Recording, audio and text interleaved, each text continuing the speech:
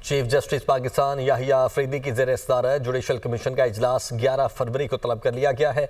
इजलास में supreme court में 8 नए जजेस लाने के लिए हाई कोर्ट जजेस के नाम पर गौर किया जाएगा। हाई कोर्ट के पहले 5 सीनियर जजेस से तैनातियां की जाएंगी। चीफ जस्टिस पाकिस्तान याहिया अफरीदी की ज़ेर सदारत जुडिशल कमीशन का इजलास 11 फरवरी को तलब कर लिया गया है।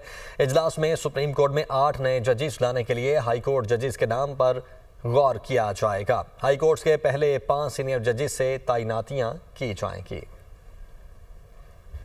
चीफ जस्टिस पाकिस्तान याहिया अफरीदी की ज़ेर सदारत जुडिशल कमीशन का इजलास 11 फरवरी को तलब कर लिया गया है।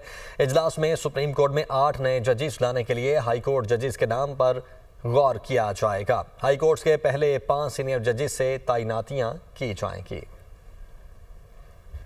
चीफ जस्टिस पाकिस्तान याहिया अफरीदी की ज़ेर सदारत जुडिशल कमीशन का इजलास 11 फरवरी को तलब कर लिया गया है।